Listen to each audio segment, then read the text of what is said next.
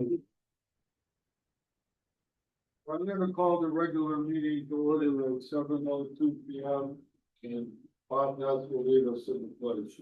Pledge allegiance to the flag of the United States of America and to the republic for which it stands, one nation, under God, indivisible, with liberty and justice for all.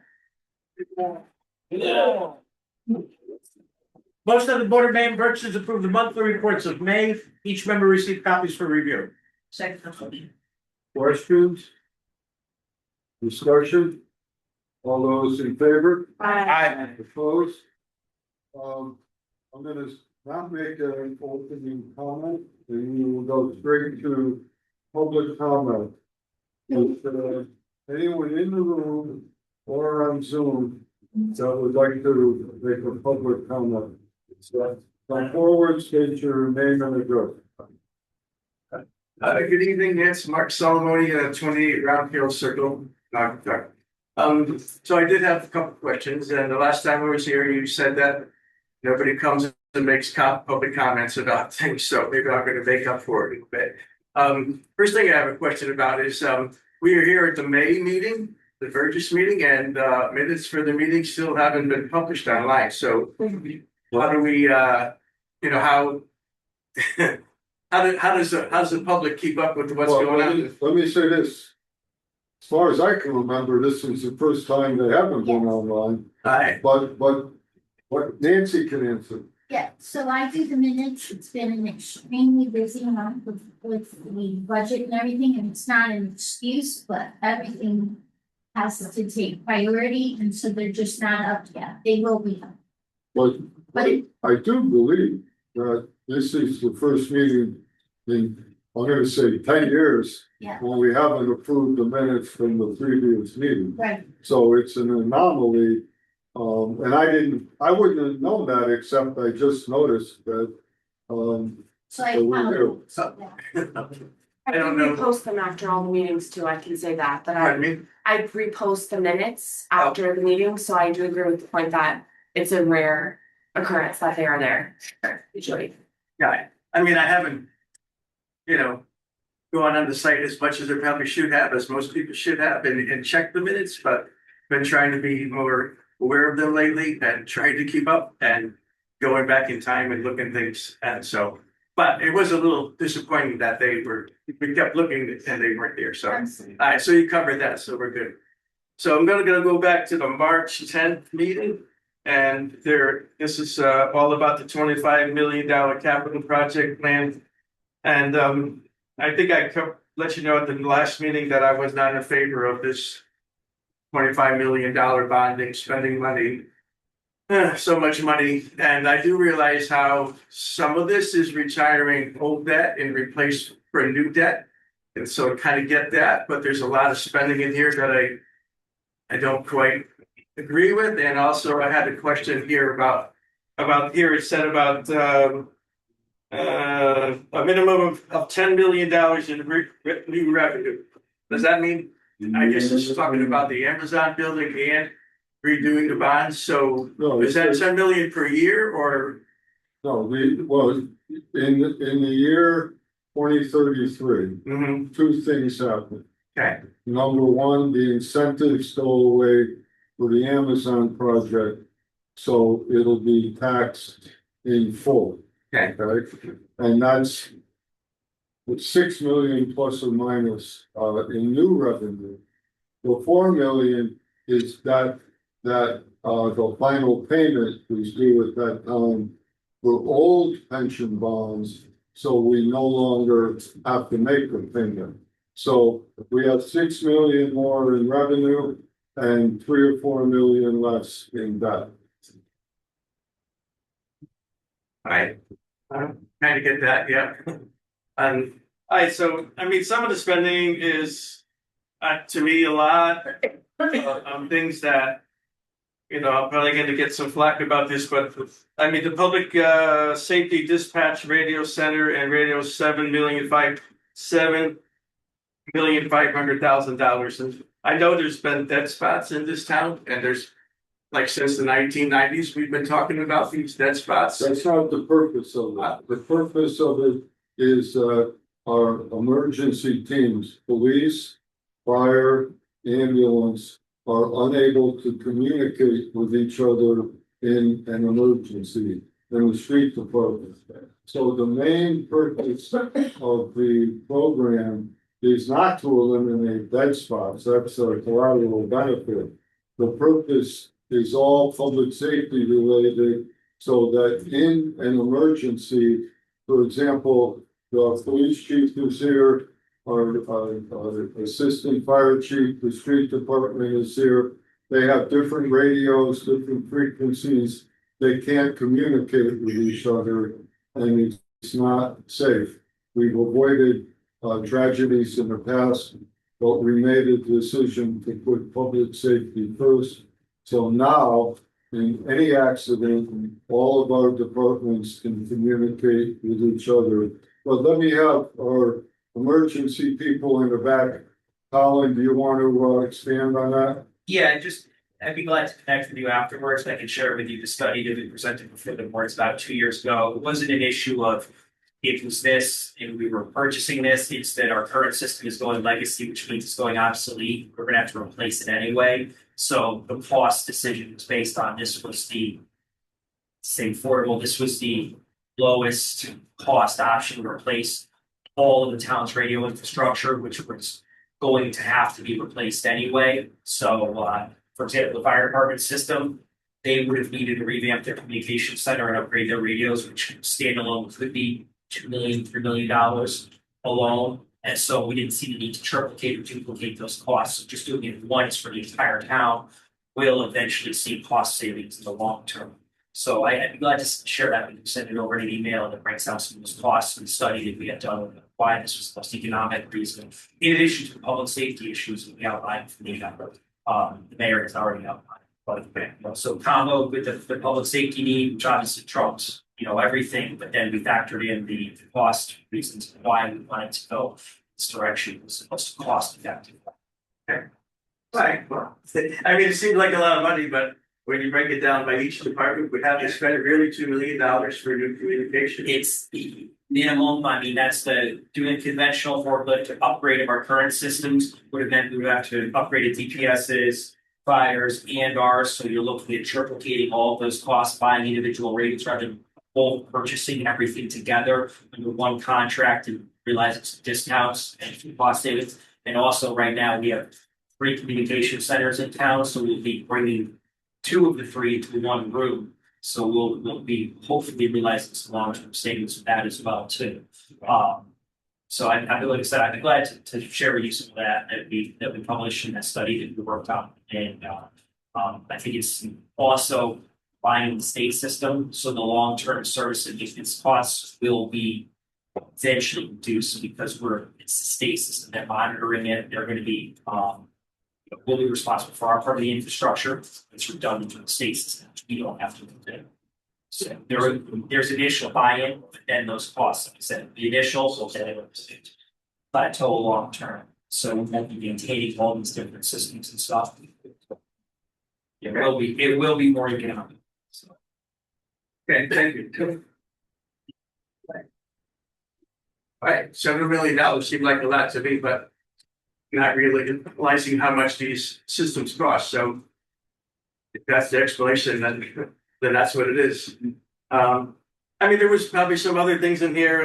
The new dog or animal facility how much is that going to be altogether? Well, what we've put in is just to design it. Yeah. There's a new state statute that mandates all types of temperature control and other things for animals that makes an animal control facility more expensive. So we have a piece of land behind the police station that's perfect. So we're going to we need a new facility. Our existing facility is woefully inadequate. So we have the land, we're going to build a new facility.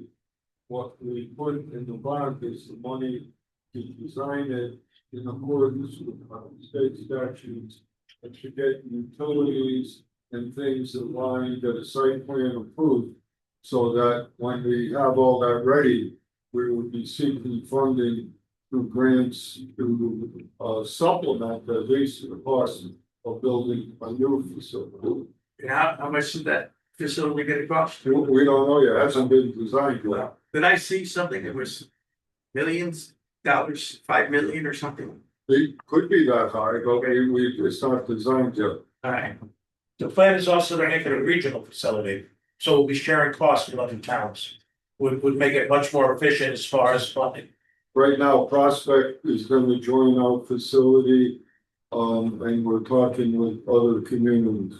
so they will be shipping in money to help us run it, Anyone who joins us, yes. yeah, okay.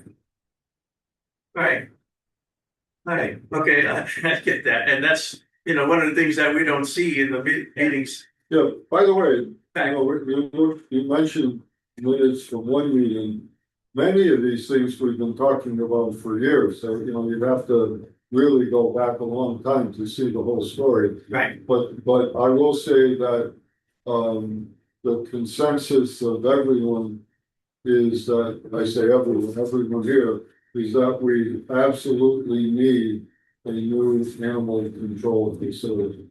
It's really bad over there. I visited it for the first time a few months ago and I've been back. It's really bad. We're technically not compliant with Yeah. new laws that stand for the state. We have to. It's like The unsafe. regional approach is the right way to go, because this way it won't all be on Naugatuck. okay, But design has to be tight, and we have to do a funding for it. So Okay. it's gotta happen. Right What's now, it cost? I don't know. yeah, if we don't replace it right now with the new laws that the state has mandated, it would be shut down. I don't know where they go. Exactly. Well, that's not gonna happen because we're trying to be ahead of Okay, it. but Down your street. Why would they just shut it down? Does it make sense? Alright. Well, But I mean, it's really bad and things are being held together as the best that they can and it's not safe for the staff or the right. animals, so. So one thing thank you for all that. One thing I wanted to ask you about was the pedestrian bridge design, $170,000. So this is for a bridge to go over the tracks? Something, So we're gonna connect downtown, right here, the train station, across the river. We're gonna have a new municipal parking lot at the on-off exit of Route 8. So parking for the train station and downtown, in large part, will be across the river, coming across the pedestrian bridge. So the design is actually about 600,000, but we received the grant for that. The 170 is our match for the grant. We have to match the funding we received from the federal government. So that's what the 170 is.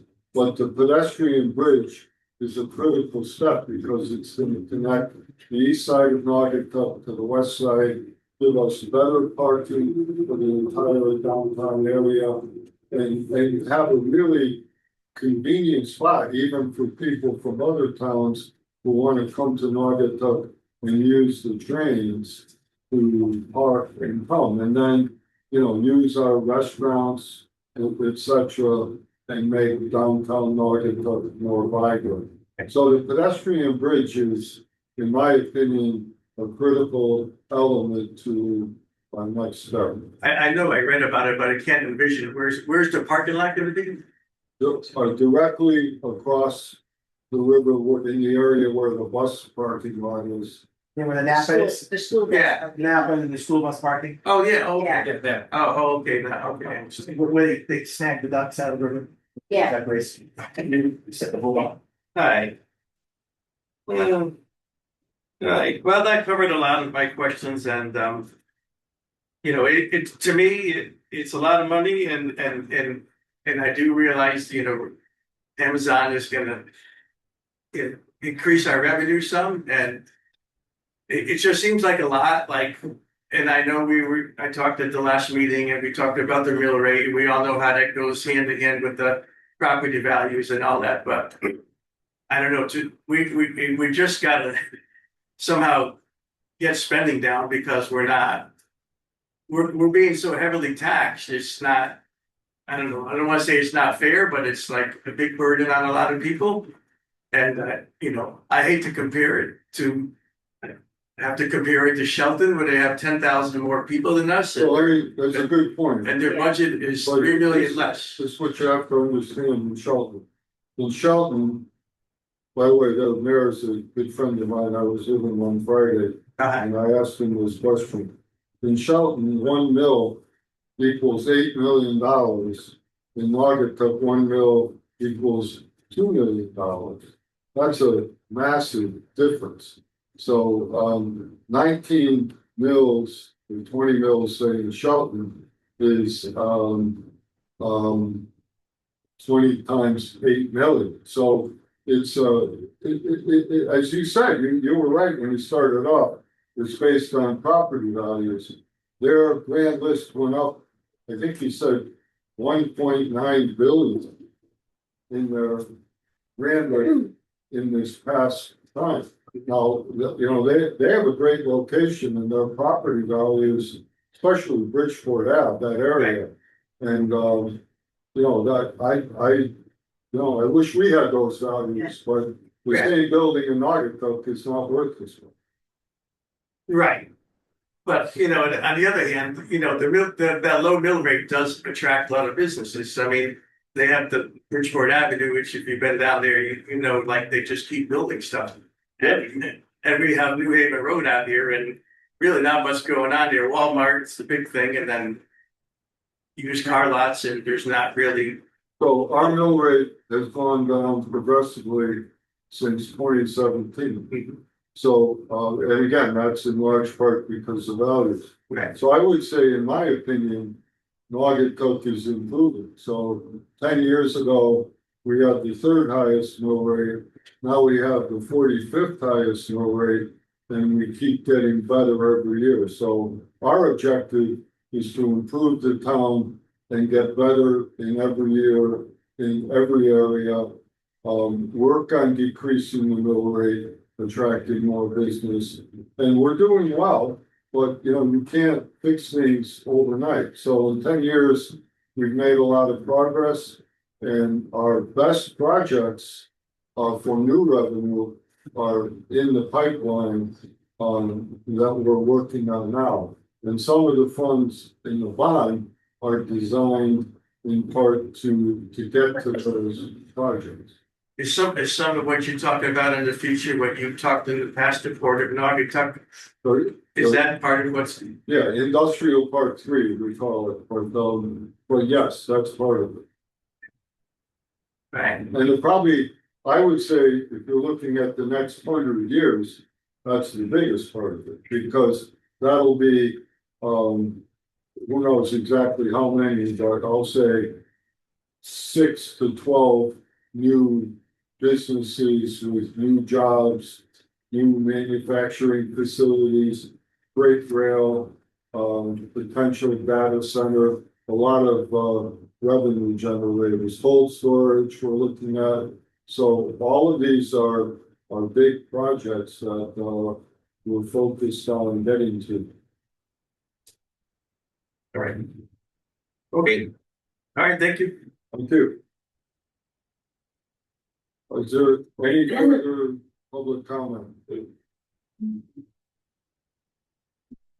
Okay. We're gonna now take our monthly report from Naugatuck Ambulance Corps. Chief Kelly. Good evening, everyone. Keep it very short. I know you have a long meeting. Last week we celebrated EMS week. Our call volume stays steady. We took care of our folks throughout the month and throughout EMS week, as we typically do around the year, throughout the year. One thing that we are in the middle of doing is we did lose one of our EMTs to cancer last week. He was an EMT with us for about 2 years. Most recently, he did most of his career at AMR, but he actually started in Naugatuck. He started his career at Naugatuck EMS. So we're in the middle of working with AMR, and we'll be celebrating and having a memorial for him Friday evening. So other than that, I'll leave it at that, unless you have any questions. All right, any questions for Chief Kelly? Good. All right, thank you, Chief. All right, at this time, okay, at this time, I'm gonna have Burgess Rosenblatt introduce Jesse Sear from Veolia to talk about our continued efforts to, I'll say, get trade schools and new jobs and new opportunities for our high school students. So Right. Burgess Rosenblatt. Tom Deller, who contacted us from Veolia about trying to do a course in the high school. And we've been kind of working on that for probably the last year. But now it will be a reality in the fall. There's gonna be a course at the high school. I'll let Jesse talk about that. It received very well in the high school. I think we have too many kids at this point, but that's a good thing. So it really went well. Jesse, I'll let you go with the measure. Evening, so I'm Jesse Sear, I'm the project leader down at the wastewater treatment facility. I've been project leader down there since last July. So I just want to tell you about a course that they're offering at Rockland High School this fall. It's a partnership between Augie and Veolia to offer the course called Introduction to Wastewater Treatment. So this course, which is open to students who are entering their senior year this fall, introduces students to the critical infrastructure processes that protect our community's water resources and public health. Through classroom instruction, hands-on learning, students will explore different treatment technologies, they'll explore environmental science, different kind of lens, and the history and regulations that got us to where we are today.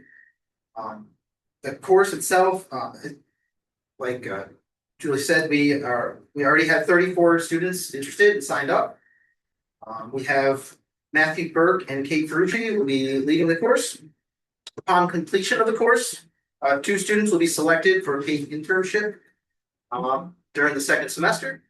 They're going to come down to the plant during school hours and shadow our staff to get school credits and as a type of work-based learning. Why is this important? So wastewater treatment is, of course, an essential infrastructure that nobody really thinks about until there's a problem.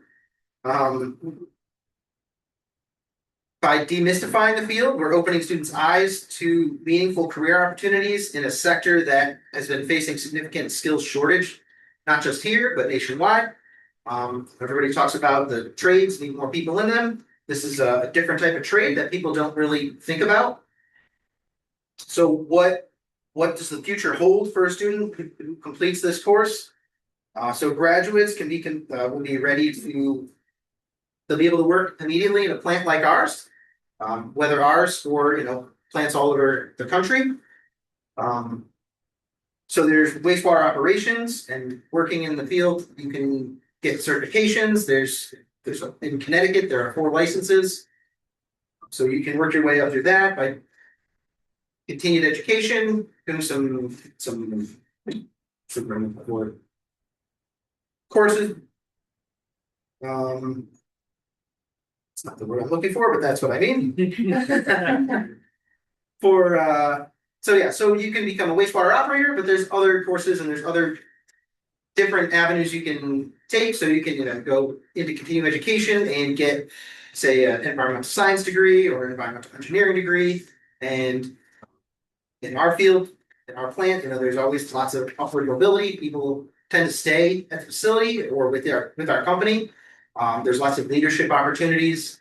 I know several of the operators that worked at our plant are now deputy leaders at other plants and leading other plants. So there's plenty of room for growth. And that's all I have to say about that. I also have an email from John Harris, and he said that there was such a strong interest in it that you're running 2 sections of the course too. Yeah. So that sounds. Yeah, they weren't sure how much interest there would be, and it's No, pretty it's strong. great. Yeah. Yeah, wonderful. Just say every year we do have a group of environmental science students come down, and it's always great to have them. Yeah. They ask tons of interesting questions. They're always fascinated, a little bit, it's always fun to have Hey it. Jess, you went to school in August. I did, yes, Don't you wish to have something like this when you were going through? absolutely. Yeah. They would offer that. Yeah. It's a hands-on practical is what they do. Just also, for those of you who don't know, Veolia Water is the largest wastewater company in the world, and they won. So they're highly qualified. Number two, the jobs are high paying jobs. Well, much higher than average, and they're high paying jobs. And when you come out of high school, you get trained. You don't have to go to college and get trained. They train you there. And we have seen many people from Northern rise and go on and manage other facilities. So it's a real opportunity that I'm gonna say, I think you said it, not many people think about it, but it's an opportunity. Absolutely correct. Yeah, you don't need a college degree to get one of these jobs. That's the word, correspondence classes to continue your education in the field. And between that and experience, you can keep testing into higher licenses. The jobs at our plant in particular are really well-paying jobs, and I think that's why we have such a high retention with our employees. Jesse, this is a pilot program, right? Yeah. So at the end of this program, looking at the number of people that want to get on, the number of people that are getting on wait lists, see that it's only for 1 year. Is there the thought of expanding back towards junior year, or is the coursework not enough to cover 2 years of studying? I'm not really sure about that. I know the plan is to expand it. I know that it's expanded in other towns, other school districts have a similar course. I'm not the one who's championing this, and we have Scott Beanie, who's a Veolia employee. He's kind of pushing this in a lot of different schools, and I know they have great success. So I'm sure. I think he's the one that we talked to when we came down. Yeah, Yeah. if people are open-minded to it, there would definitely be enough curriculum to back it up into something a little bit bigger. I think it's operational already in Orlando, in Seymour High School. I think Seymour does, yeah. Thank you. All right. Questions? It's great. Sounds like a great opportunity for us. Jesse, thank you. You're talking about We don't have to hang around either. We can take off. Thanks, I got a 10-month-old. Yeah. Good luck. Okay, item 8, downtown enhancement. Quite a few things going on. I'll start off with Randy. So, we are shortly gonna start, a group, volunteers, maybe with some professional help, to brand, really promote, market downtown Audubon as a destination. Two of our, new committee members, and we'll be looking for some rural board participation, NEDC participation, and, really get some people from the community involved. But Boston Bainside is, who's a new member on finance, will be involved. Mrs. Healy is gonna be involved. We're gonna have Burgess, NEDC, and we're gonna put together a group and begin the process of doing a better job marketing the town, promoting what we have, promoting what's coming, and working towards the future with some funding for professional help along the way. So I think Caitlin, you said you want to join. Dorothy. Anyone else from the borough board? Okay, we have people from NEDC. And what we'll do is we'll set up an initial meeting, and then we'll let the committee chart its own path into the future, and we'll supplement whatever's needed to help them along the way. Any questions about that? Sounds good. All right, number 2, crests. Let me say this, there's a lot of issues when you go to put a crest in the road. We, first of all, The three that we have done, two of them we're not gonna put in until the roads are completely paved. One will be on, Franklin Johnson Way. One, is for the station, one for the historical society. So let's just think about the historical society. Where would you place it? Which direction? Which way do you face it? Where does the kiosk go? You know, if we ask four people, you probably get four different opinions. So what we're doing is we went out, with Jeremy, Jim, myself, Rocco from Motorola. And we came up with a placement for the station, which is gonna be actually, if you're coming down Cedar Street, heading towards the station, it's gonna be right in the center of the road, in front of the manhole. And we're putting it there, I'm gonna say as a trial press, to make sure the colors are right, we like the way it looks. And that'll be done before the 4th of July. And then we can all look at it, comment, and then we'll place the other two.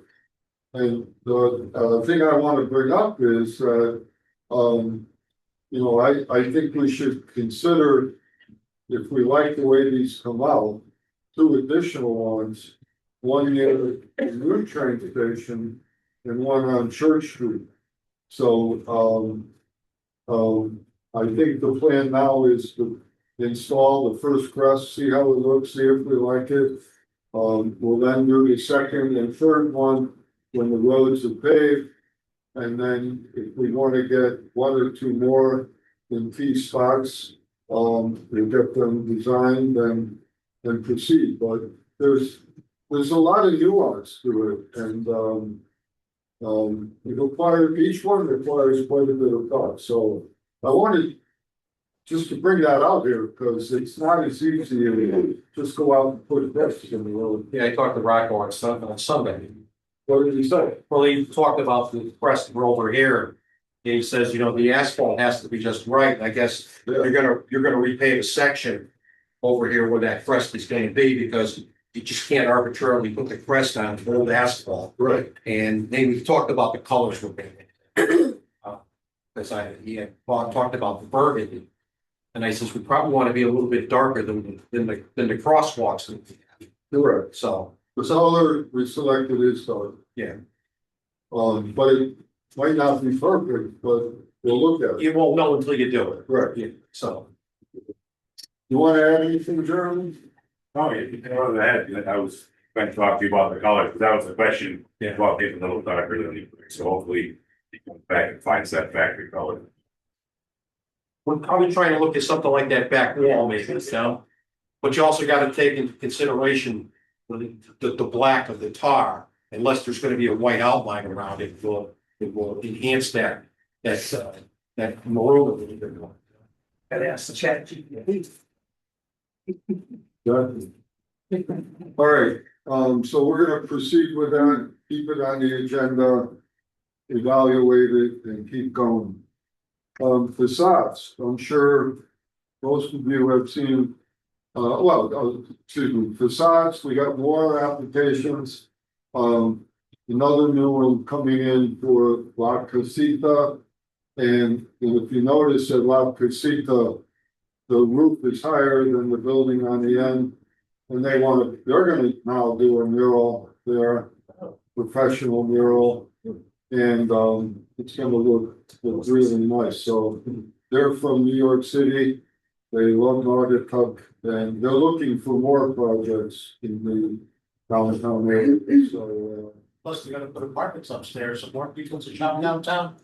yeah. So What are the checks going out to the people that have approved? well, some of them have gone out. Okay, the few people have asked me. Or they finished. So like Billy down there at the coffee shop.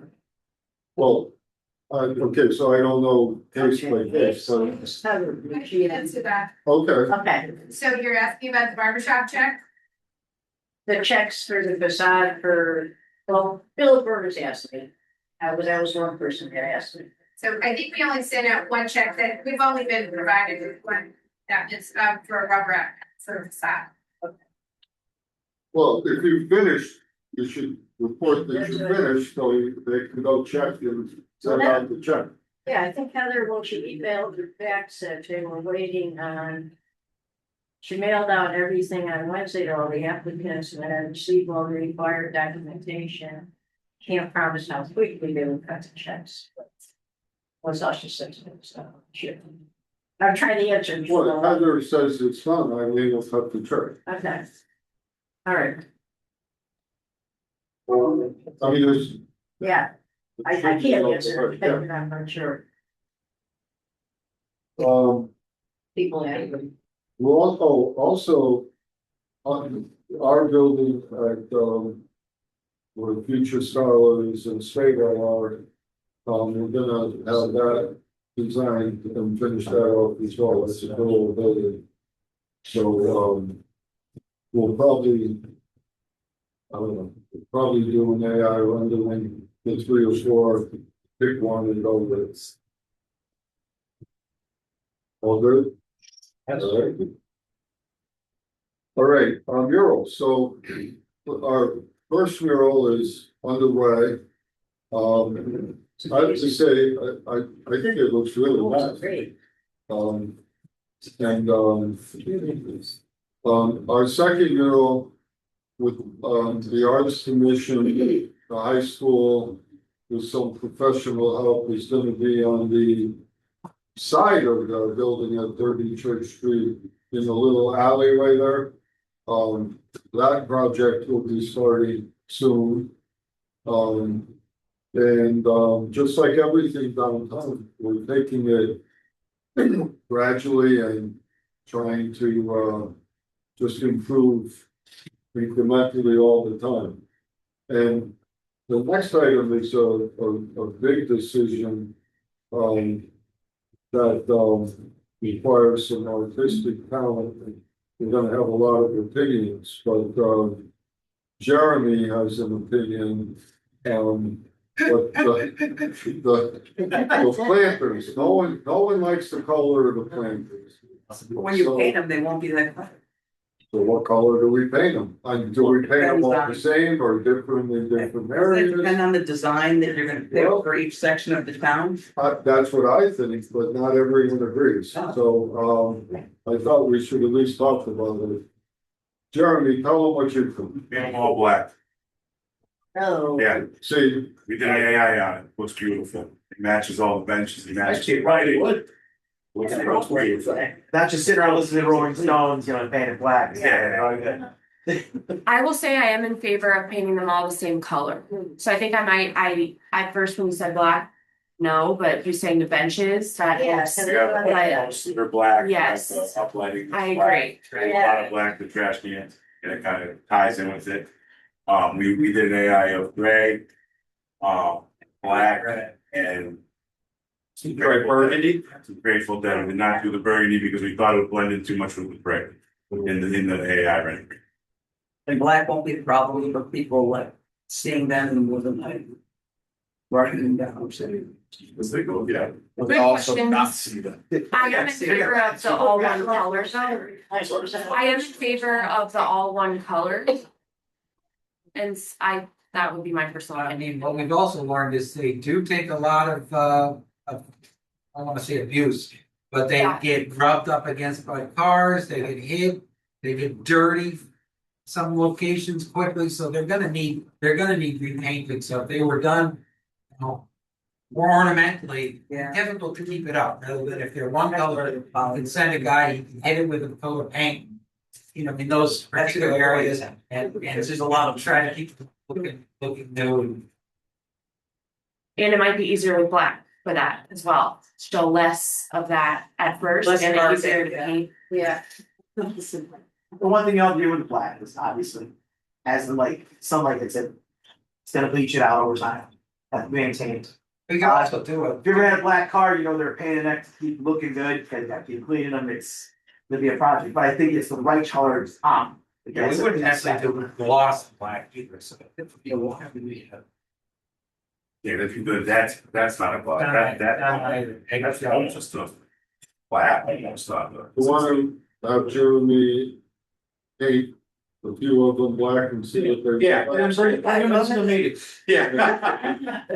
Just bring the picture. You still have to figure out how to move them when they're full. Sheriff, where would be the best place to attest? I'll look at a spot, because like we were saying with the benches, I'll try to find a spot that will really make that ring said pop and man, if we How many do we have that are not car accessible?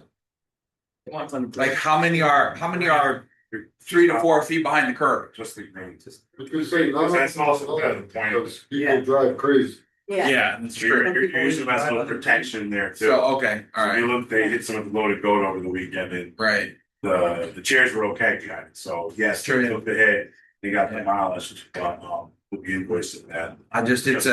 It's a shame because if you've got a grouping of them and you get to put a nice mural or something like that, but it does make sense where they're acting like bollards in some places, so it's best to just keep them low maintenance. I know they're new, but are they holding up? Somebody mentioned the bottom of one of them was crumbling. We're getting replacements from the combination of the contractor and the manufacturer. Yeah, good. Getting the credits and replacement planners. Good. Is that the standard color that they come? They come in multiple colors. Do they come in black? Probably. You can look. No, just saying. Yeah, you're right. I mean, the fact that we're agonizing over this is a little much, you know what I mean? I know that we have to pick this, but I don't know, maybe we look at the burgundy too. Black is intense, it could look cool, but then I think we should be done. We can send out an email if you want with the. Sure. With the colors we just. More if you didn't know this. I kind of forgot about it, to be honest, because the current color is kind of Bearing on you. growing on me today. So Jeremy, before our next meeting, we're gonna pick an area. Sure. And paint it with few of them black. And we'll all look at it. Good? Yeah. It sounds like a plan. Okay. Battleship. All right, anyone have a question or a comment, even from the audience? Any downtown enhancements? Okay. We have Francis wants to ask a question. Sure. Go ahead, Francis. Hi, can you hear me? Yeah. Yes. Yes, thank you. Thank you so much. I just want to say thank you to the Burgesses. I want to say thank you to Mayor Hess. I don't know how many of the people in the room tonight have had an opportunity to go down and look at what RC, the artist who's installing that mural downtown. I don't know how many of you have had an opportunity to go down there and see that. I want to just put this into perspective. That gentleman is doing that with spray paint. He is using some brush, but 90% or maybe more than 90% of that is being installed with spray paint.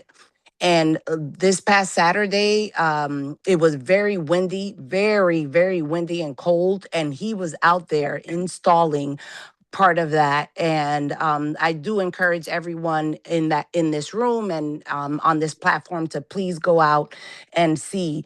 Mayor Hess, thank you so much. You have been a catalyst to this project, and I know the Burgesses approved this, but you saw this as a vision for Naugatuck and moving forward. I did hear about the planters tonight and looking to improve those. I hope that the town will consider the Arts Commission to help with that. I think moving forward, what I would like to suggest is that we find local artists as opposed to organizations that do this. type of work. And I'm so happy that everyone is excited about murals. And I think that RC, the artist who's putting up this mural down on Firehouse Road, Old Firehouse Road, will be close to being finished by Duck Day, which is this Sunday. So I encourage everyone to come down and take a look at it and give him a shout out. He has plugs in his ears and he has a mask over his face. But if you wave him down, he will come down and speak to you and show you the vision that Naugatuck has selected for this mural. One other piece, if you look at this mural from left to right, it's like the way that Americans read as opposed to other cultures and other religions that might read from right to left. That mural, once it's finished, if you look at it from left to right, it's going to tell you a story about the town of Naugatuck. So thank you so much for giving me a platform tonight. I appreciate it. Thank you, Mayor Hess. Well, thank you, Francis. One thing I would say is that the actual mural looks better than the rendering. I think the colors are sharper, and when I first looked at it, I was very impressed. It looks great. They're kind of coming along based on our initial vision of what we wanted it to look like, as opposed to the train trestle ones that we were working Yeah, on. but the actual color is so much more vibrant than the render. And I think part of that is that we were looking at this as like a attachment, like an email. I don't know how many of you follow RC, ARCY. RC is the artist that's installing this mural here in Naugatuck. I encourage all of you to follow rcofficial.com. RC is an internationally known artist. He has installed murals across the world, Turkey, Portugal, all around Hartford, Connecticut. He is amazing. He's an amazing artist. So this is like not just like inspiring for Naugatuck to have this mural be installed, but the artist who is installing this mural is world renowned. So I'm really, really, really excited about the final version of this. And I know that we're gonna have a ribbon cutting for the final review. So stay tuned. All right, thank you, Francis. Thank you. Thank you, Mayor Hess and the Burgesses. Thank you. Okay, we're gonna go to item 9, regulation of the smoke shop, etc. We're not having the public hearing tonight because the health district wanted to review it and comment before we adopt it. They didn't have time. So we will put it up for a vote next month. I just put it on the agenda in case there's anything anyone wants to bring up. I think, yeah, we were gonna try to get it on for this one, but like you said, the health department attorney needs more time to look at it. Speak with them, Taylor? With the health department? Yeah. No, Okay. I've spoken with the police chief and the town's attorney. So what we'll do is when we get their comments, we'll share them with you, and if it's all good, we'll proceed. Okay, item 10, senior center update. Julie. Well, one thing we're doing is looking at the contracts of builders to do the renovations. So Kim and I and Jim Stewart and then James McGrath are doing that. The RFP? Yeah, RFP, Joe? yeah. So I think we're reading in another couple of weeks. Yeah. So you have the proposals in? Yeah. We do. And you're gonna make it, the committee will make a selection? We're gonna rate, then we're gonna bring Yeah. a couple of interviews and make a recommendation. Sure. Yeah.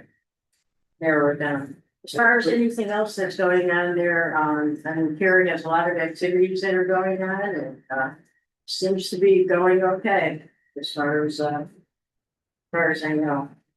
Our walking club this morning, actually, we had 12 people. people.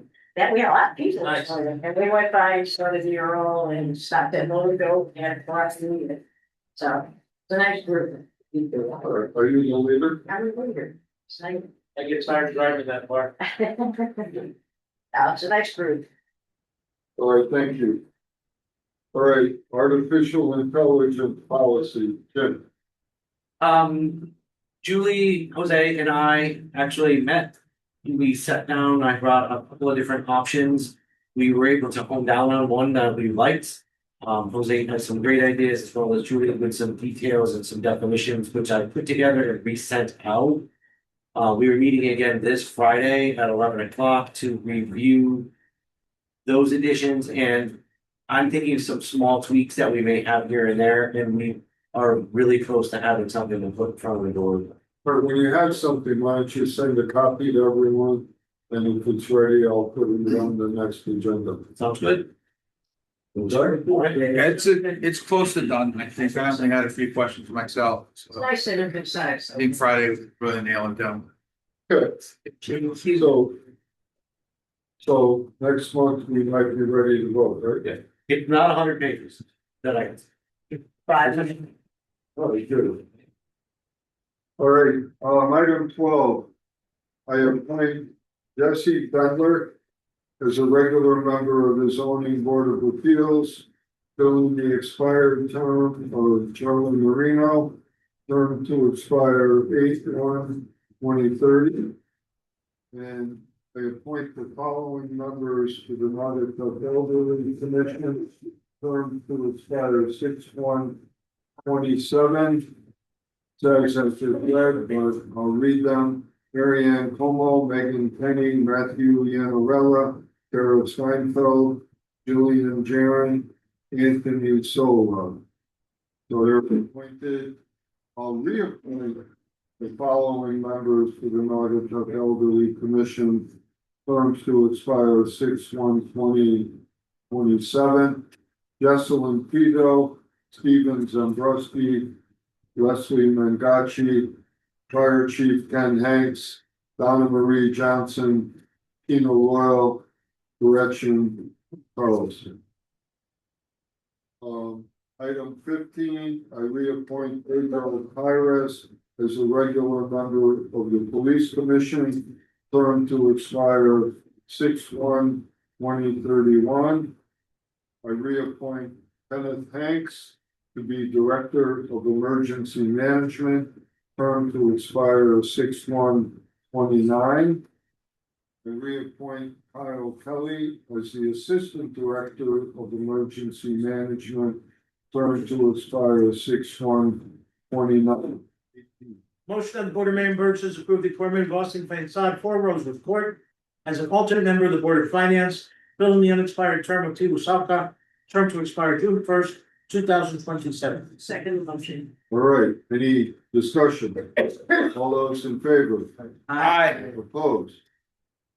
Motion on the Board of Mayor. You can swear them in right now. Oh, good.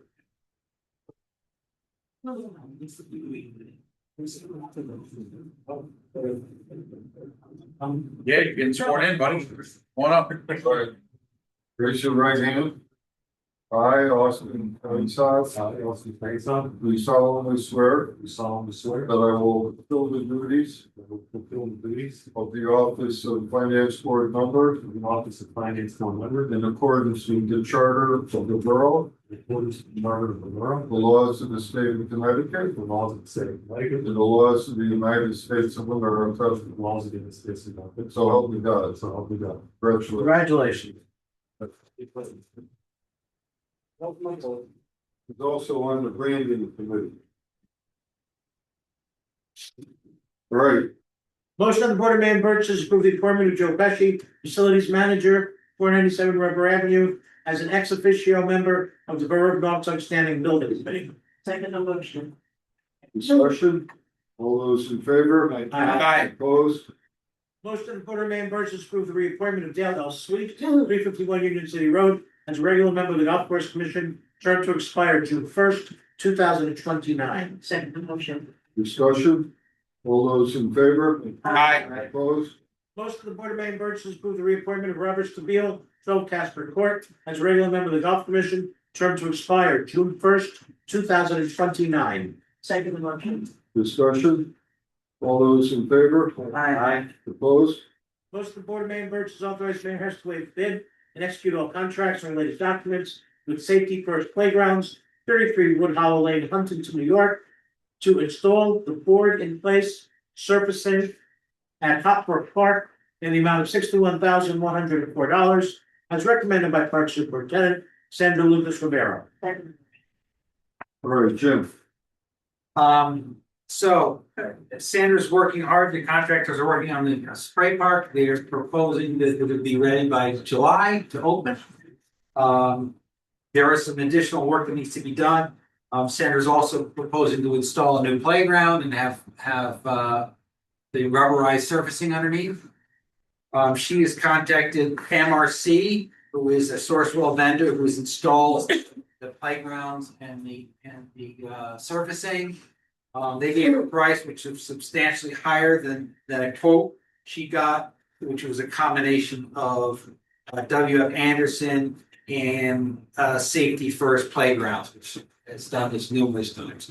So she's suggesting instead of paying the $127,000, which is the Sourcewell bid number, we would pay $87,000 total. It's combined, but we pay $61,000 for the servicing, and then the next bid would be for the work to prep the playground, prep the ground, and do the remaining work.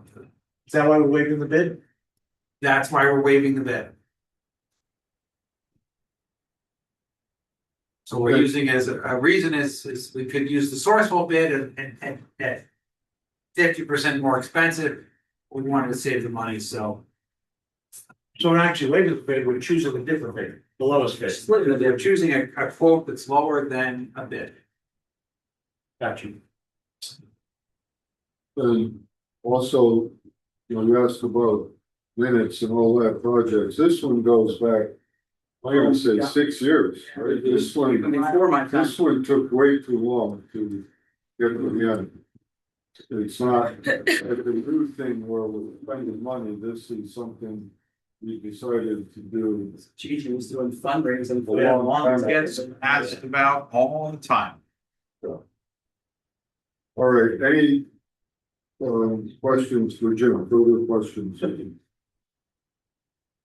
I just want to say I'm excited because a comment that people make a lot is that they go out of town for parks, right? I have myself taken my kids to the splash pad in Ansonia a lot, so it's going to be here now. So I'm really excited about this. It's a great thing for families in town.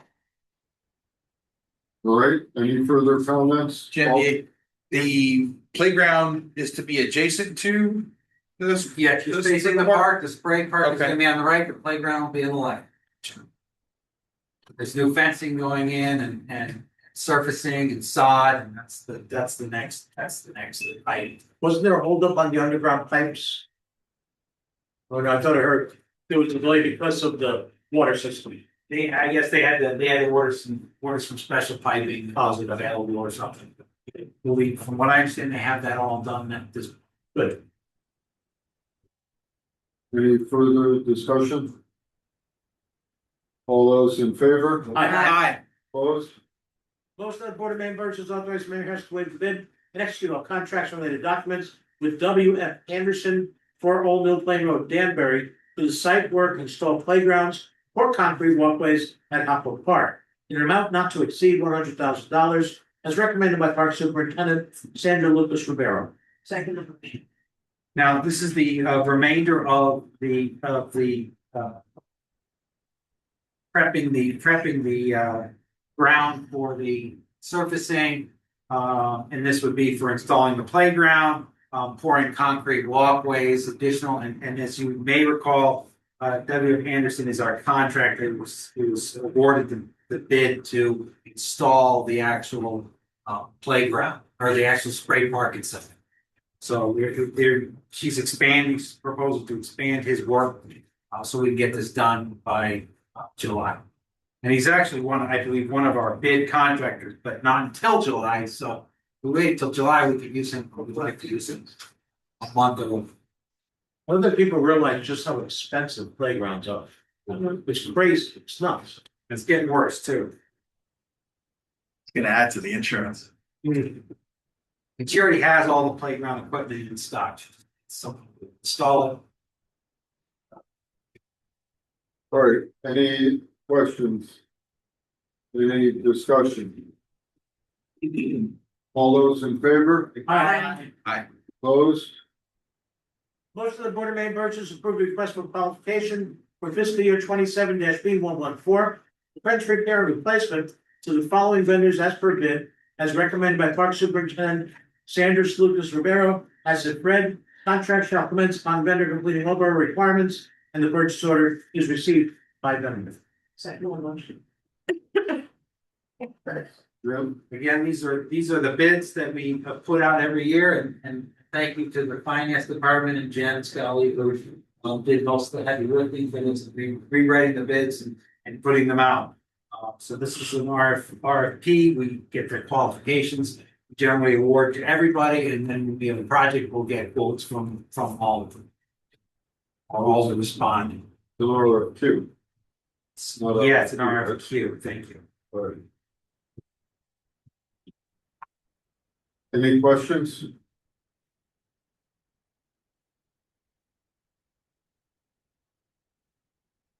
All right, all those in favor? Aye. Opposed? Motion of the Board of Maine Burgess approve the request for qualifications for contract fiscal year 27 B 115 for tree trimming and removal to the following vendor as per bid, as recommended by Park Superintendent Sandra Lucas Rivero, as is read. Contract shall commence upon vendor completing all borough requirements, and the purchase order is received by vendor. Second. All right, Jim? Belmere has been our tree contractor for a lot of years. And he's always given us good pricing. We've had very good luck with him, and he's the only person who met all our requirements, basically. Questions? All those in favor? Aye. Opposed? Motion of the Board of Maine Burgess. Good, I need a break from the Lord. Oh. Yeah, so if anyone in the audience wants to follow, you can get an agenda right up here and follow, read. Oh, agenda. Yeah. That's, I re-looked at it before it came, there's a lot. Yeah, okay. I should pass out any moment. Yeah, All right. I'm not saying. You gotta tell the auctioneer, you got it. You must breathe. I'm gonna do it all in Italian. I say. Most of the Board of Maine Burgess approved bid for contract fiscal year 27 B 121 for hauling and recycling services to the following vendors as per bid as recommended by Park Superintendent Sandra Lucas Rivero, as if read. Contract shall commence on vendor completing all their requirements, and the purchase order is received by the vendor. Second motion. All right, Jim. So these are mostly bids to run our transfer station. Generally, the numbers, some went up slightly, many did increase, and some actually went down. We're thinking we're gonna be fine with our estimates. Certainly there are things, porta potties went down by more than 10%. Evictions went down significantly. Those have been taken care of in our budget reductions. Anything out of line or unusual? No. Do we get reimbursed based on the fee that when you buy a mattress, or does the vendor get reimbursed? We don't get reimbursed. We put it in containers supplied by the vendor, and it goes away at no cost. And then if the mattresses are dirty or wet, then we charge the resident if they're not dumped on the sidewalk. Gotcha. All right, any further questions? All those in favor? Aye. Opposed? Motion of the Board of Maine Burgess extend contract 19-12 road paving program, Channel paving 1380 Echo Lake Road, Watertown, with an increase of $18.50 per ton for the 2026 paving season, with an escalation base set at $502.50 per English ton, as recommended by Public Works Director James Stewart. Second motion. So last year we extended their bid, and they escalated, to $15. So they were proposing an addition, they actually gave us this information a year ago. They were proposing another $3 a ton increase, which would take our paving, to about 102, per ton. And today we went on the state bid to compare that to what we would do if we called OMG and use the state bid, and their numbers range from 120 to 130. And even more, and that's even if you could get them to show up, because they'd much rather lay it on the highway where they can line the trucks up than deal with the local road. Because they get paid more to set the cones up and more to police and more to do traffic control and everything in the city. So we feel it was a great deal. It's hard for me not to keep coming back and extending a bit, but when I look at what other towns are paying, what we would be paying, $102 plus a little bit of escalation, it's a great deal. I remember talking to the vendor that was paid at Church Street, and there was two different types of asphalt he could use. And at a meeting, he said, there's one of them that flows right to the edge, that's more expensive. There's another one that gotta go back and push to the edge, and he gave us the better one without charging second. Well, it's all relative, you know what I mean? It's a longer story. Better for him, better for us, better looking, yes. I would say it this way, the Cochiola formula for asphalt works better than the state formula. Well, their formula works well when it's a nice, straight, perfectly flat road with no utilities and you can line up the trucks and put it down perfectly hot, move the paver fast and there are no interruptions. Jim, can you help us and me and possibly whoever may be looking at this years down the road about the mixing of the two measurement systems there, tons versus English tons? It has something to do with with Tilcon, who they buy it from. It's on that end of it, purchasing of it, they buy it. Response. I got 100% explain it, but that's where it comes. Thank you. Thank you, Jim. So Canada probably. I think it's England. Tilcon has ties in Europe, so that's where it comes from. Thank you. Which one is bigger, English or regular? I'm trying, where are you reading that? The English tons, the English tons. The escalation base. It's at English 502. long ton, it's 2,400-ish pounds, not 2,000. Yeah, so the escalation is based on the emulsion that goes into the and there's a percentage of what asphalt you buy, how much emulsion, and it's like 4 or 5%. So when you go from 500, which is I think it's 560 now, so 60 times 5%, so you're paying another $3 a ton. You don't pay anything extra for the labor, which is good. So you pay an extra few dollars for the asphalt. That way it protects them when asphalt prices climb. Thank you. All right, any further discussion? All those in favor? Aye. Opposed?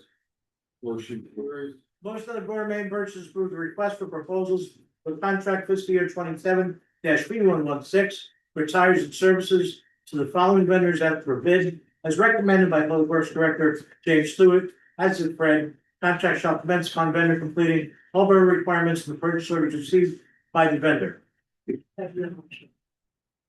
These are all our tires. Did we skip motor vehicle parts? I think we skipped Did I miss 28? Yeah, I think we skipped 28. I didn't like 28. Yeah, right here. Well, let's do 29. Yeah. So those are our three tire contractors that we use. Nautical Tires, obviously the local guy is right there to fix flats and replace tires efficiently, and then Sullivan in Barnwell handle our bigger tires and we get quotes on. They also provide, price per tire of all the tires we get. Questions? Questions? All those in favor? Aye. Opposed? Back to 28. Motion of the Board of Main Purchase approve the bid for contract year fiscal year 27-B085 for motor vehicle parts and repair to the following vendors as per bid, as recommended by Public Works Director James Stewart as in Fred. Contract shall commence upon vendor completing all their requirements, and the purchase order is received by vendor. Second motion. All right, questions?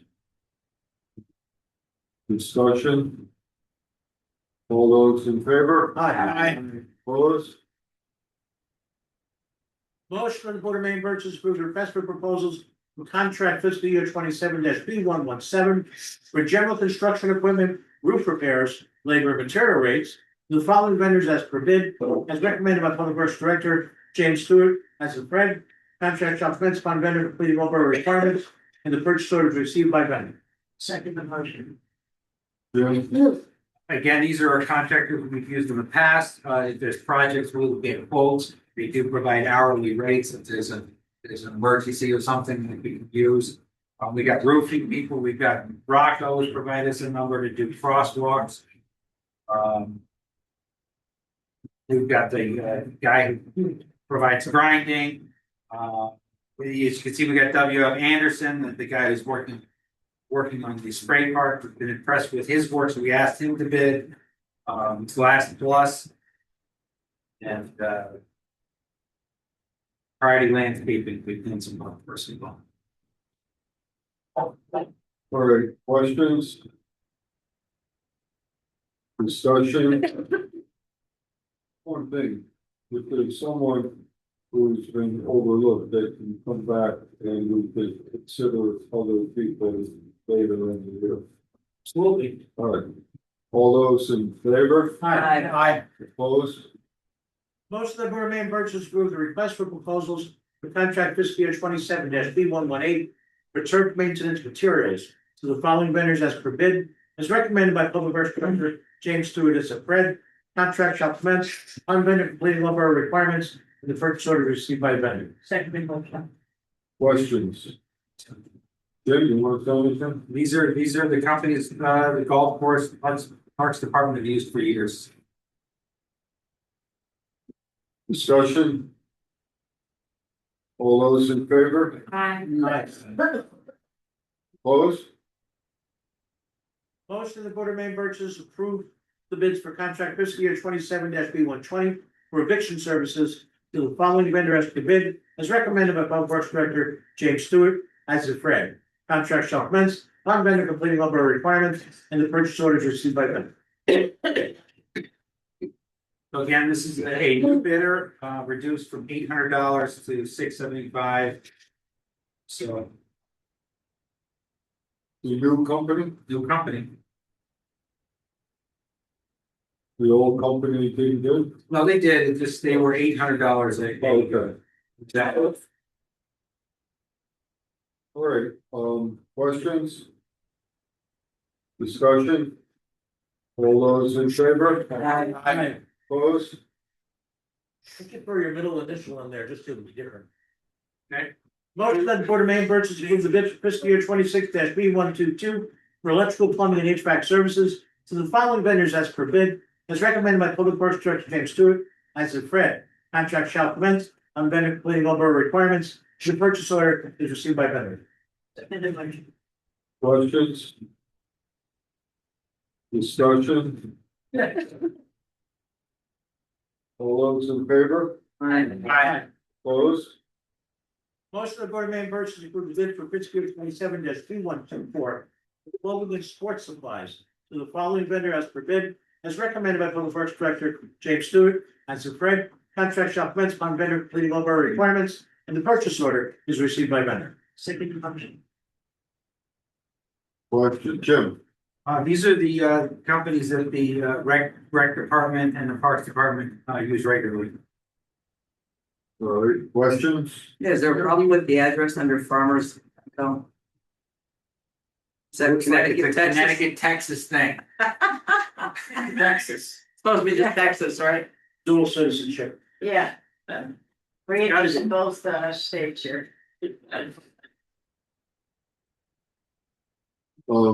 Discussion? All those in favor? Aye. Opposed? Motion of the Board of Maine Burgess approve the bids for fiscal year 27-B 127 for portable toilets to the following vendor as per bid, as recommended by Public Works Director James Stewart, as is read. Second motion. Jim? This is the same vendor, I believe, as last year, $10 reduction for paper toilets, so I'm happy with that. Can we get them to stop the one up on Andrew Mountain Park from skipping over in the wind? Right, stops them. People controls usually the wind, five so- to get the wind. For somebody to be in there. Only the strong survive on Andrew Mountain. Russell there. Discussion? All those in favor? Aye. Opposed? Assuming 36 is confirmation on that. I don't know. Yeah. Oh. Motion of the Board of Maine Burgess authorize Mayor Hess to execute all contracts and related documents for on-call engineering and surveying services for the period July 1st, 2026 to June 20th, 2028, with the following vendors at the agreed upon rates and in a form approved by the Borough Attorney as if read. Second. Jim? So these are our engineering companies, and surveying companies we've used in the past and like to obviously continue using. We also have Kleinfeld, but their contract is good for another year. So BL, Civil One SLR are all civil, mainly companies. We use them for civil engineering projects. Down to Earth, Woodard and Curran are environmental companies, so they're helping us with the industrial park in parcels A and B, and the recycling center, Y and Z. And All Seasons Land Surveying is a surveying company we've used and very good luck with, and we all know Wayne's and all who's also doing surveying. He's giving us surveying assistance. He surveyed my property 40 years ago. Time to do it again. And there's one more Woodard and Curran, so Weston and Sampson, but I didn't get the information until tonight, so I'll add that next time.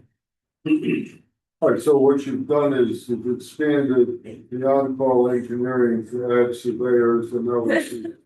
Yeah. Into the same category. Yep. All right,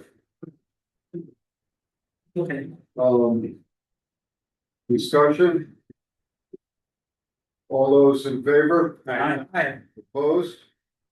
Most of the Board of Maine Burgess approved the following vendors continue to provide goods and/or services upon passage and through June 30th, 2027, and to authorize Mayor Hess to execute all contracts and related documents as recommended by Controller Eileen A. Bernacchi as with read. Second motion.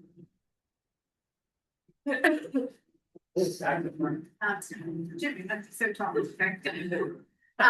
Jen did most of the work with this, so Jen Scully is here with me tonight. So this is our standard, start of the new year, the vendors that we've worked with the departments to, we expect them to be between 5,000 and 25,000 to have, not to exceed. So there are other vendors that at the next meeting, we're gonna have criteria based on that will exceed the $25,000 that we're gonna put stipulations for wage bids, but we're gonna try to limit those. We believe it's gonna be a huge improvement over the past, but this is the list for approved vendors. Jen, do you have anything to add? So you tailored this to comply with the procurement policy. Exactly. And then, yes, exactly. Questions? Discussion? All those in favor? Aye. Opposed? Abstain. Don't know that no consent. Most of the Board of Maine Burgess approved the following financial assistance agreement for the Naugatuck Valley Regional Youth Infrastructure Project as if read. Second motion. Yeah, all right, so this is an application for a community investment fund grant for planning purposes for a project that would include the summer camp at the YMCA and a youth fitness, boxing, MMA, mentorship program, in the old Salem Theater building. So it's a planning grant, through CIF. Questions? This is what we had the 5:30, public information meeting on. All right, any discussion? All those in, roll. We're gonna go first with Charles Miranda. Yes. Julie, Yes. Diane, yes, Rocky. Yes. Rob. Yes. Dorothy. Yes. Jose. Sí, cómo no. Steve. Absolute member. Caitlin. Yes. All right, passes unanimously. Motion of the Board of Mayor Burgess approve the following municipal resolution in support of the Borough of Naugatuck's Western Connecticut Regional Freight Port Access Planning Grant as in read. Second the motion. All right, so this is a planning grant to help work on the, I'm gonna say the location of the spurs, the rail spurs, and other infrastructure relating to freight rail at Industrial Park 3. There is a local match of $240,000. Question. Roll call. Yes. Charles. Yes. Julie. Yes. I am yes. Rocky. Yes. Bob. See. That's a yes. Dorothy. We. It's also a yes. Jose. Yeah. Also a yes. Yes. Caitlin's yes. Passes. Motion of the Board of Mayor Burgess approve the following memorandum of understanding by and between the Borough of Naugatuck, the Naugatuck YMCA, and Forco Fitness LLC as in read. Second the motion. All right, so what this essentially means is, the sixth grant that we're applying for, is essentially for the benefit of two nonprofits, but it will be administered by the Borough of Naugatuck. So the borough doesn't pay anything, but we will be the ones to control the funding and the running of the project.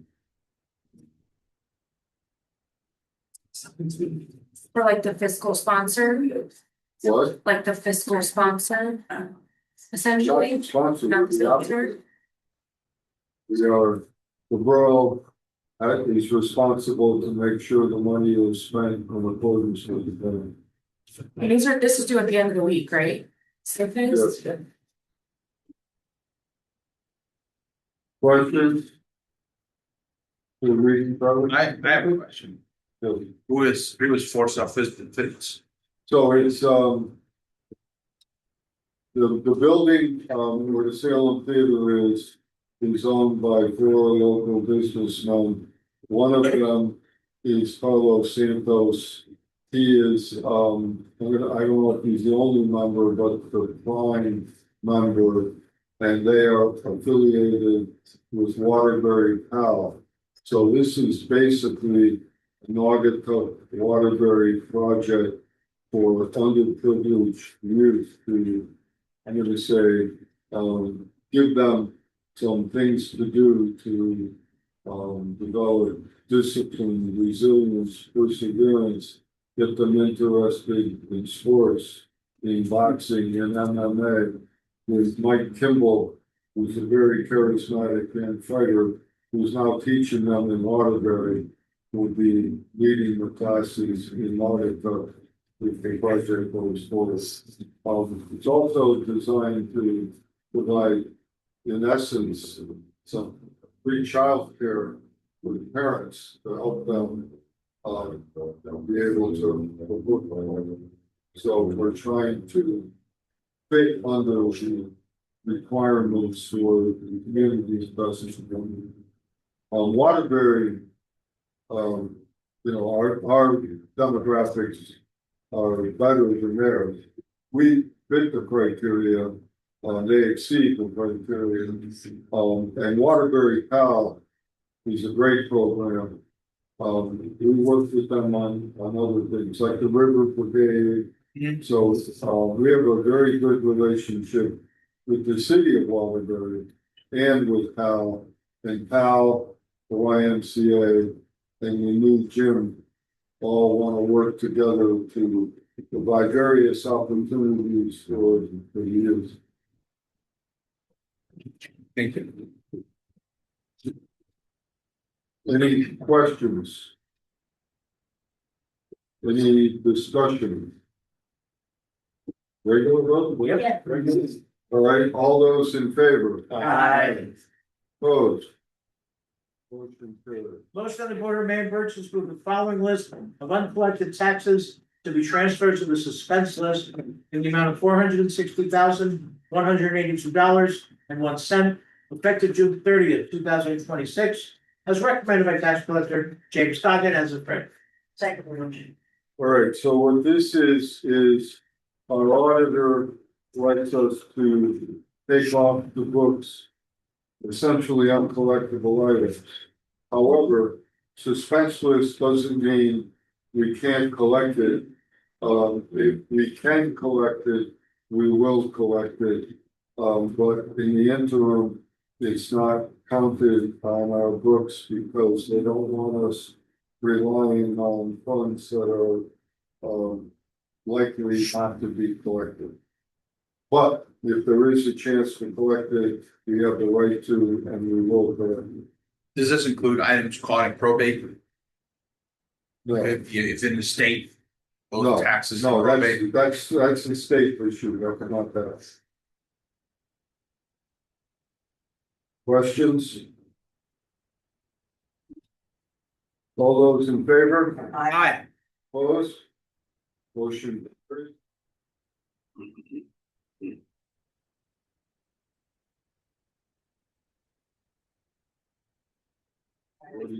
Oh, where'd I go? I'm back now. Oh, Motion of the Board of Mayor Burgess authorized Patrol Eileen A. Karnakia to refund the following tax refunds approved by tax collector James Goggin as a friend. Second motion. all right, any questions?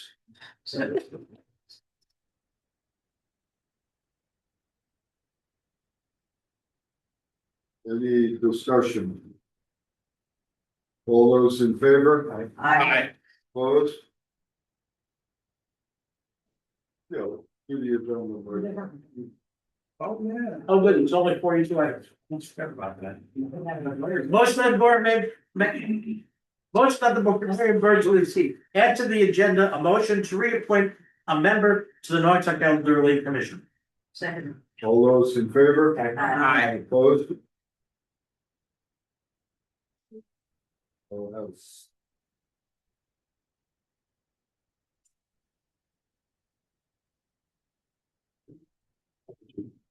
All right, so I reappoint Joseph Corona to the Norfolk Elderly Commission, term to expire 6/1/2027. Motion of the Board of Mayor Burgess, add to the agenda a motion to appoint an alternate member to the Fair Rent Commission. Second motion. All those in favor? Aye. Opposed? Motion carries. Motion of the Board of Mayor Burgess approve the appointment of Alexander Walkolski, 27 Ronald Circle, Naugatuck, as an alternate landlord commissioner for the Fair Rent Commission, filling the expired term of Art Caruso, term to expire May 1st, 2030. Second motion. We need discussion. All those in favor? Aye. Opposed? Motion of the Board of Mayor Burgess add to the agenda a motion to refer to the Planning Commission for a report pursuant to section 8-24 of the general statutes. Second motion. Well, let's just have a little more in. So that's just added. Oh, you can add it. Right, okay, good. All those in favor? Aye. Opposed? Motion of the Board of Mayor Burgess refer to the proposed communication tower at 257 Osborne Road to the Planning Commission for report pursuant to section 8-24 of the general statutes. Second motion. So this is a lease, so the, by law, it should go to the planning commission for the. Questions? All those in favor? Aye. Opposed? Motion on the Board of Main Purchase, add to the agenda, a motion to approve a Motorola communication system upgrade. Second motion. All those in favor? Aye. Opposed? Motion that the Board of Main Purchase authorize Mayor Hess to issue a notice to proceed NTP to Motorola Solutions to place an order and invoice for the communication equipment and services as referenced on proposed quote Borough of Naugatuck Communications System Upgrade CLMRN integration dated May 13th, 2026 for the purchase price of $5,999,999, subject to the terms and conditions of the State of Connecticut Master Contract A-99-001 for two-way radio equipment contract award 967-A-23-0338C. Second motion. All right, so this is part of the public safety upgrade that's part of the bond. This is the sums for the two-way radio systems for all police, fire, ambulance, street, everyone to get them all on the same system. The price, this had to be issued, I don't know exactly when, but pretty quickly in order to get the reduced price. So we're issuing a notice to proceed. We won't have to pay until the radios come in, which will be after the bond has been finalized. Questions? All those in favor? Aye. Opposed? Motion to the Board of Main Purchase, add to the agenda, motion to waive a bid for the Leah Law Enforcement Accreditation Program. Second motion. All those in favor? Aye. Opposed? Motion to the Board of Main Purchase, waive the bid and authorize Mayor Hess to execute all contracts and related documents relating to the Leah Law Enforcement Accreditation Program. Box 424064, Washington DC, in an amount not to exceed $11,500 as recommended by Police Chief C. Colin Cowell. Second. Second. All right, so we're, Yes, Chief McAllister is leading us. We're going for the highest accreditation program possible. So Chief, tell us what this entails. So in 2020, the Police Accountability Bill required accreditation statewide, either through tier 3 of the state accreditation through the Post Council or through CALEA, which is the national accreditation model. Naugatuck Police had previously attained tier 3 accreditation, probably around 2008 or 2009. We attained that accreditation level since then. My opinion, side effect of the requirement to all agencies in the state retired. Obtaining that tier 3, I believe some of the standards may be not to the standard that I'd like. That's high. Some of the proofs and the inspections that we used to be subject to are occurring state agency prior to 2020, because now everyone has to do this. So we've been researching moving to CALEA for some time now. For about the past 2 years, we've required all our client CALEA accreditation standards, which again is higher. It's about 180 additional proof standards that we're required to maintain. CALEA is, I state the gold standard in law enforcement. There's approximately 30 to 32 agencies in Connecticut that have CALEA, not in our area. We were the first in our region to obtain police. And what this will allow us to do, this approval of this, is to purchase the 3-year accreditation cycle. Having policies in place, already our system with the proofs. My hope is that within 1 to 2 years we obtain CALEA advanced accreditation status. As far as the finance part of this goes, we did have $11,000 budgeted in capital request last year for at least K9. due to our staffing changes and stuff, referring, replacing Arcana, slated to be replaced this year, Arcana and Geology, still serviceability, still serving grow faithfully, see handler, these have been still continue to serve for 7 more years. So I'm asked to allocate that fund, $11,000 from capital, which was previously funded, transfer it for the 11,000. It's $450 was the quote on there, and allocated towards the segregation. So the funds are there, we're just going to reallocate to the. Funds are there, we want the gold standard, we want the highest level of delegation possible, right? Correct, and it does improve the borough's insurance hopefully down the road too, once we obtain that clear, it's better rating. Any external entities that wish to view our agency, see that accreditation just shows where best practices. Putting them. So I'm confident that we can obtain this relatively quickly. We have everything in place, so this is the first and long road. You know how long it'll take, Chief? With everything in place, I met with Leah direct on Tuesday, I believe Monday, and he feels within 1 year is reasonable for us to try to do this if we move at pace. So we'll have an on-site inspection that will occur. There'll be law enforcement professionals from across the country fly out to our agency and conducting using inspections to make sure we're in compliance. And once we meet the accreditations, yearly inspections, we'll need to ensure that. And when our accreditation cycles at the end of that 3 years, we have to repeat the process to receive it again. So it would be a commitment, a long-term one, but as long as we maintain it, we sure we're in compliance on best operating standards, best procedures. Sorry, any questions to Chief McCallus?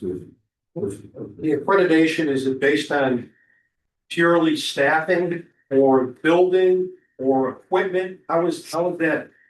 How is that It's derived? everything. So it's a holistic view. So everything from,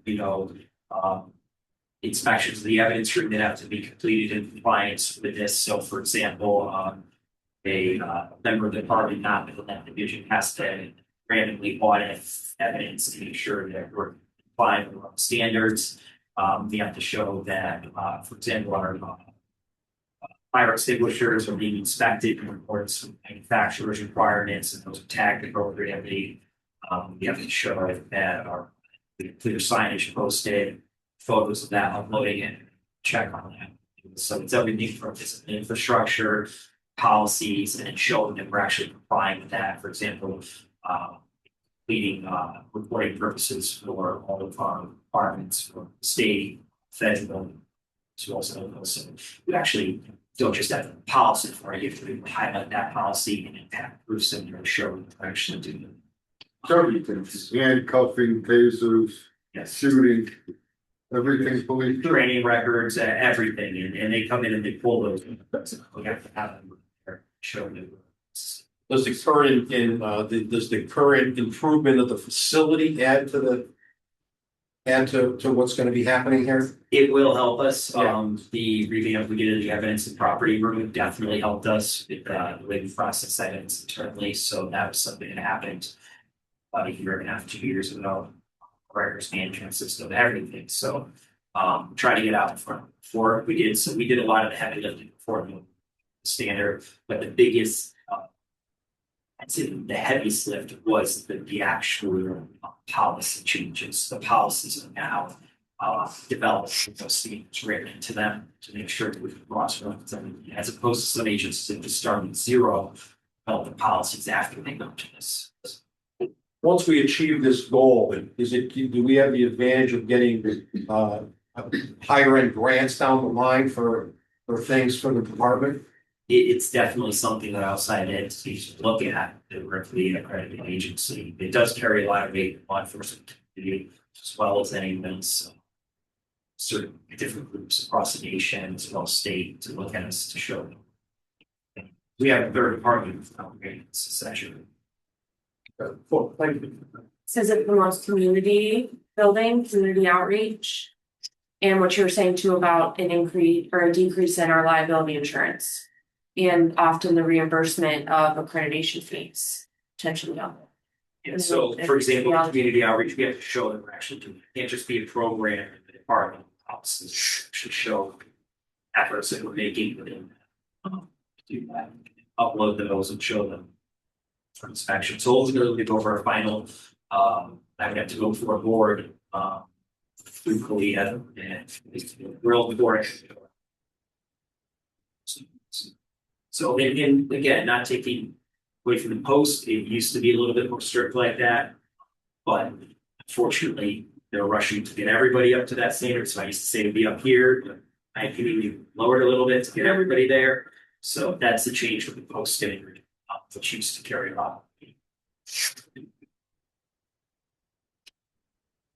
Questions? All right, all those in favor? Aye. Oh.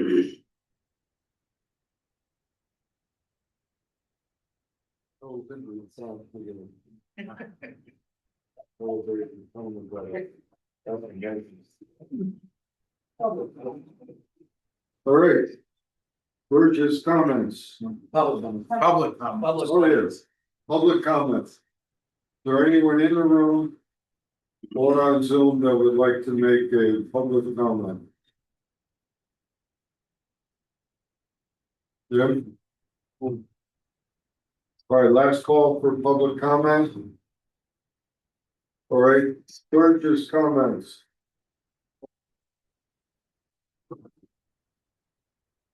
Already is okay.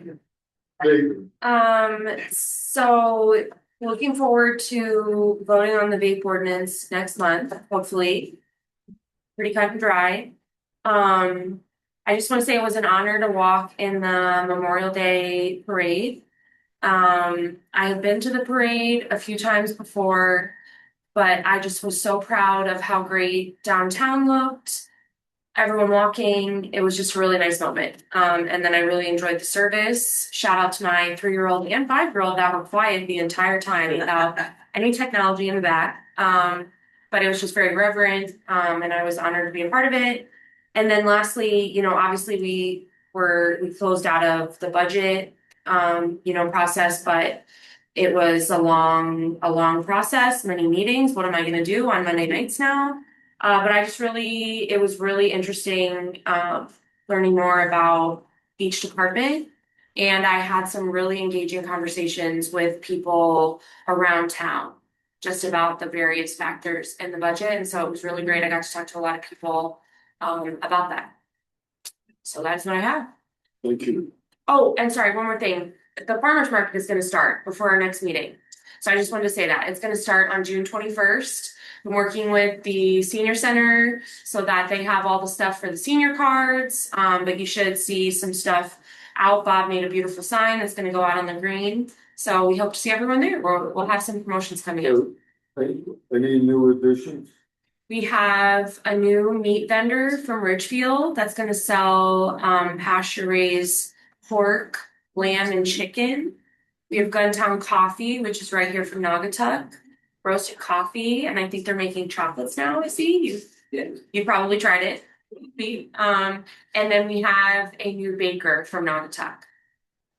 Yeah, nice. Yep. All right, thank you. So we're looking forward to it. What was that? I want to start, actually, the entirety of my comment is going to be gratitude for our neighbors coming out and helping us honor our fallen brothers and sisters in arms. As a veteran, you know, whenever I march in parades, it's really humbling to see people come out and support and help us in honoring our fallen. And so every year I get shown a little more of that from this town, and I absolutely am so grateful for it. So thank you. The next class for parent leadership will be graduating Friday. So we'll have some new people with some new community impact projects coming through this Friday at the Crystal Room. The Arts Commission Music Series begins on the 23rd. So come on out to the telehouse and see some music. And we're underway and finalizing everything for the music crawl for August. So that's about it.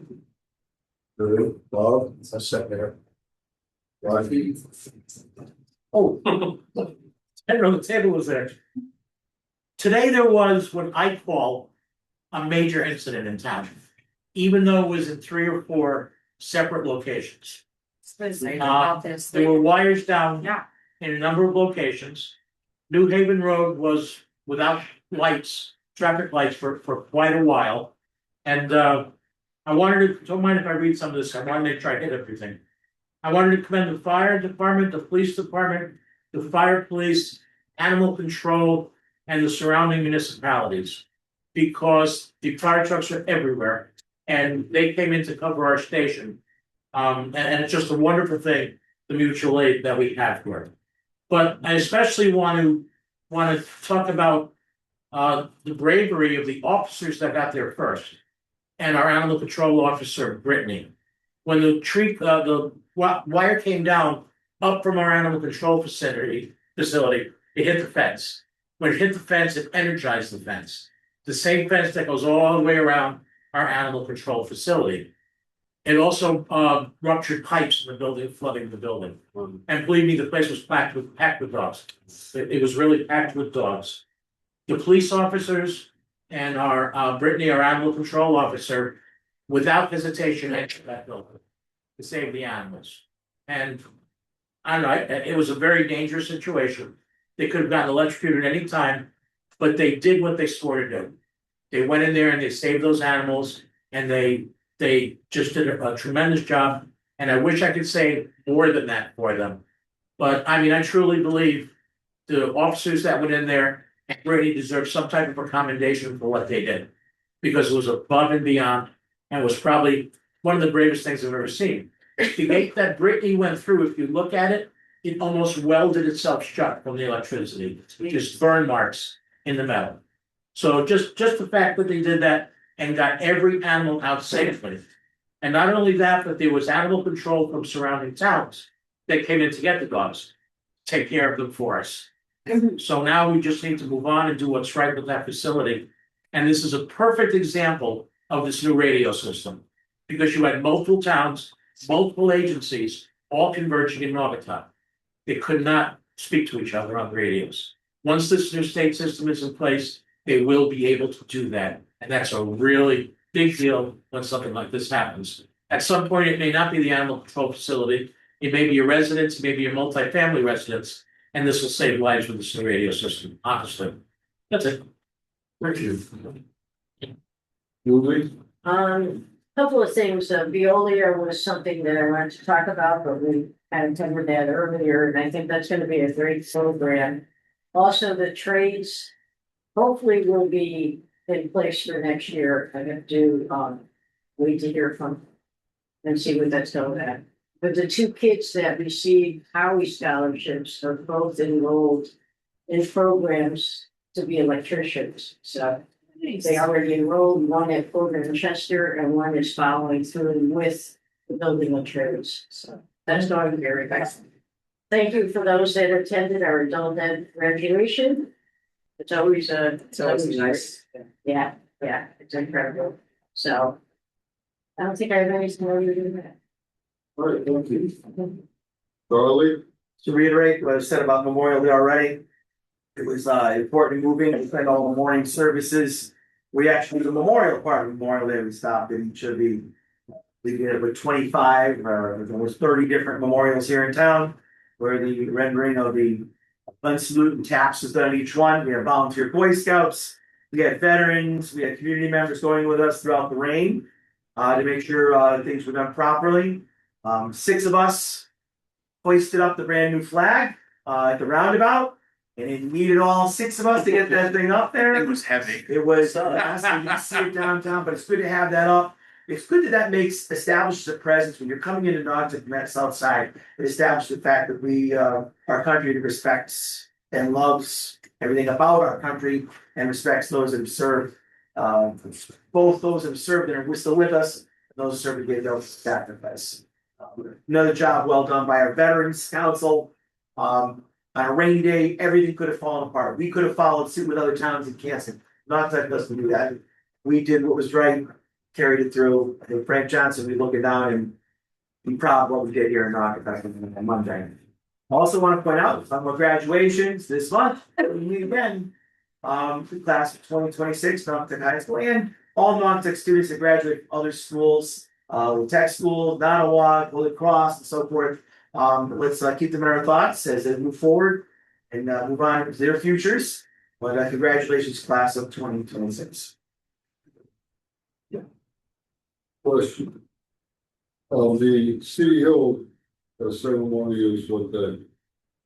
Right now, it's High school is Monday after the high school. Monday after. It's at 2:30. And they have to leave that flex. Oh, it's at 2:30. Yes, 2:30.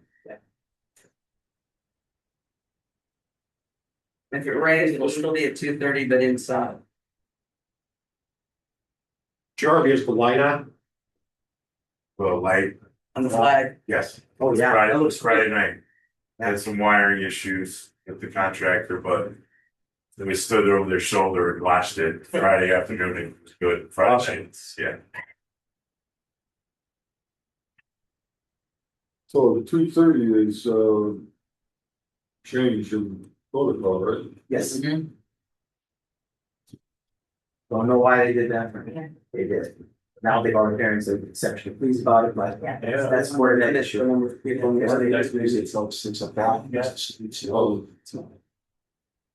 Okay. Said I'll be there. All right, last call for comment. All right, let's go to item 46. Motion to recess to executive session at 8:46 P.M. for discussion on the following. Parts ABC, Y, and Z, North Country Industrial Park, Section 3, freight rail discussion, Energy Park Data Center, Hershey Property, Riverview Mobile Home Park, Naugatuck Pines, Personnel Facilities Manager, and pending litigation. Second motion. All right, any discussion? All those in favor? Aye. Opposed? All right. All right, we're gonna reconvene the regular meeting at 9:34 P.M. And with regard to item 47, matters emanating from executive session, I will entertain a motion that I be authorized to enter into a memorandum of agreement Penrose regarding phase 2 of parcel B project, which is actually the former phase 3, the site closest to the event center, as discussed in executive session. So moved. So second. All right, do we have any questions or discussion? All those in favor? Opposed? Motion carries. I will further entertain a motion that I be authorized to enter into an employment agreement with Joe Hesh to be facilities manager, starting off on a part-time basis, moving to a full-time basis for all borough schools and facilities as discussed in executive session. So moved. Second. Any discussion? All those in favor? Aye. Opposed? Motion carries. Lastly, I'll entertain the motion that the borough enter into a tax abatement agreement with Naugatuck Pines, which is a mobile home community near Spencer Street, Lewis Street, Spencer Street area, as discussed in executive session. So moved. Second. All right, any further discussion? All those in favor? Aye. Opposed? Motion carries. Item 48. Motion to adjourn at 9:37 P.M. All those in favor? Aye. Opposed? No, I'll never forget.